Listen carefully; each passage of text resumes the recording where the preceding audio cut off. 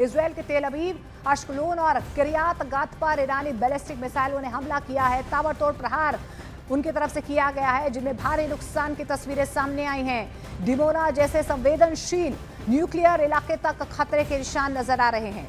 Hezbollah ने उत्तरी Israel में हर्मिस ड्रोन गिराने का बहुत बड़ा दावा कर लिया है। वहीं ईरान ने बड़े पैमाने पर ड्रोन लॉन्च किए हैं।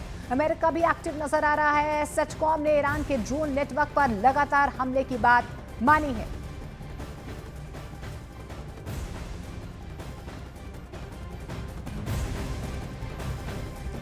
और इस बीच आपको बता दें, इजरायल ने यूरोप को अलर्ट पर रख दिया है। दरअसल आपको बता दें, डिएगो गार्सिया हमले के बाद यहां पर अलर्ट जारी किया गया है।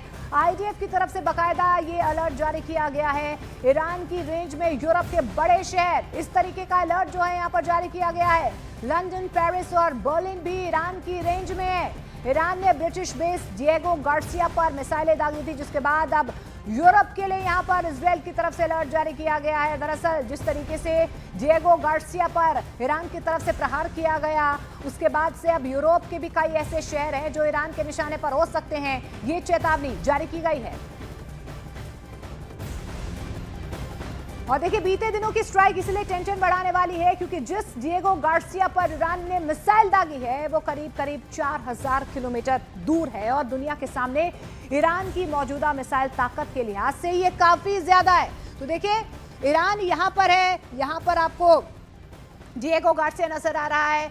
दोनों के बीच की जो दूरी है वो लगभग 4000 किलोमीटर की है और इतनी बड़ी रेंज की मिसाइल ईरान के पास नहीं है। लेकिन अगर ईरान की तरफ से इतना बड़ा प्रहार किया गया है तो अपने आप में कई ऐसे सवाल खड़े कर रहा है। इसीलिए इजरायल की तरफ से अब लगातार जो है यूरोप के कई ऐसे शहर हैं वहां पर अलर्ट जारी कर दिया गया है।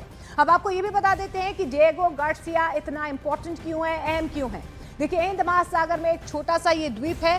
हिंद महासागर में एक छोटा सा द्वीप ये है, इसकी रणनीतिक अहमियत बहुत ज्यादा है। स्ट्रैटेजिकली ये बहुत इंपॉर्टेंट है। डिएगो गार्सिया में ब्रिटेन का मिलिट्री बेस है और अमेरिका ने मिलिट्री बेस को लीज पर यहां पर लिया हुआ है और इस मिलिट्री बेस पर अमेरिका के B-2 बॉम्बर मौजूद हैं। हिंद महासागर में अमेरिका की ये आंख और ताकत दोनों है और ये इलाका आपको बता दें कि ब्रिटेन के नियंत्रण में है, लेकिन मॉरिशस इस पर दावा करता आया है और यही वजह है कि डिएगो गार्सिया की अहमियत यहां पर और ज्यादा मजबूत हो जाती है। और इसी के साथ ही आपको बता दें, लगातार जो है जिस तरीके से डिएगो गार्सिया पर यहां पर प्रहार किया गया है, उसके बाद से लगातार अलर्ट भी जारी किया जा रहा है। दोनों ही तरफ से प्रहार लगातार जारी है। इसी के साथ ईरान और इजरायल के जंग के बीच रूसी तेल tanker Aqua Titan 1 lakh ton से अधिक क्रूड ऑयल लेकर मंगलुरु पहुंच चुका है।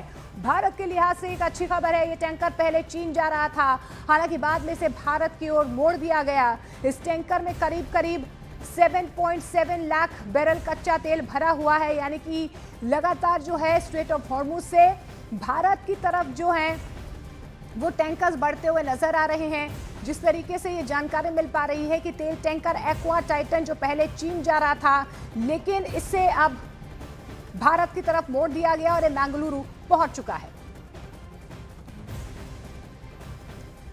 और इस बीच इजरायल के एराद में हुए मिसाइल हमले के बीच वहां पर मौजूद भारतीय कामगारों ने क्या कुछ देखा है, क्या कुछ झेला है, और वो खुद वहां पर बयां कर रहे हैं। भारतीय वर्कर राजेश कुमार ने उस खौफनाक मंजर को बेहद करीब से देखा था। उन्होंने बताया कि हमले के वक्त वो कहां पर थे, कैसे उन्होंने अपनी जान बचाई और वहां पर मौजूद बाकी लोगों का क्या हाल है। आप सुनिए। जब ये मिसाइल अटैक हुआ आप कहाँ पे थे, क्या हुआ उस टाइम? हम तो उतने समय जैसे मिसाइल अटैक हुआ उसके 5 मिनट पहले तो अलार्म आ जाता है, नोटिफिकेशन सतर्क होने का, तो हम तुरंत बंकर में चले गए। लेकिन जैसे बंकर में पहुंचे और वही 2 मिनट के बाद बहुत तेज धमाका हुआ कि बंकर तक में लगा कि इसी बिल्डिंग में धमाका हो गया है। इतना शिद्दत थी, इतना तेज धमाका था कि सभी लोग एकदम से सहम गए। सब एक कोने से दूसरे कोने भागने लगे बंकर में। इसके बाद में ये लगा कि ये तो हमारे बिल्डिंग के ऊपर ही धमाका हो गया। बस थोड़ी देर के बाद जैसे नोटिफिकेशन दोबारा आया कि आप बंकर छोड़ सकते हैं, जैसे हम निकल करके देखे तो उसमें लगा कि नहीं, यहाँ ये बगल वाली बिल्डिंग में है। जब बगल वाली बिल्डिंग में और थोड़ा बगल में घूम के देखा गया तो उसमें जो है तो खूब धुआं छाया हुआ था और इतना तेज धमाका था कि लगभग इस बिल्डिंग से 500 से 600 मीटर की दूरी पे हर जगह जितनी बिल्डिंग तबाह हुई है, खिड़की है वो टूट गई थी, जबकि हमारी खिड़की भी टूट गई थी। यहाँ से जहाँ आप लगभग रहते हैं तो आपके घर की भी खिड़कियां टूट हाँ 500 मीटर की दूरी होगी, तो वहाँ पर भी वो खिड़की टूट गई गई। थी। जोरदार धमाका। इतना जोरदार धमाका था। और इस बीच बड़ी खबर आपको बता दें, सऊदी अरब पर ईरान की तरफ से बड़ा मिसाइल अटैक किया गया। इजरायल और यूएस सैन्य बेस को निशाना बनाया गया है। जानकारी निकल कर आ रही है कि प्रिंस सुल्तान एयरबेस पर भी IRGC की तरफ से यहां पर एयर स्ट्राइक की गई है। तो एक बार फिर से सऊदी अरब पर ईरान की तरफ से मिसाइल अटैक किया गया है। इजरायल और यूएस सैन्य बेस को निशाना ईरान की तरफ से बनाया गया है। प्रिंस सुल्तान एयरबेस पर एयर स्ट्राइक की गई है।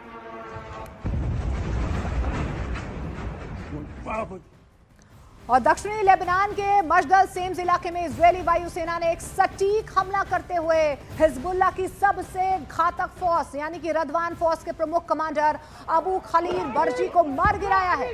वहीं IDF ने लेबनान में हमास के फाइनेंशियल विभाग के एक बड़े अधिकारी बालिग मोहब्बत गिर्द को मार गिराने का दावा किया है। इस पर लेबनान और सीरिया में आतंकियों की भर्ती करवाने और फंड जुटाने का आरोप था।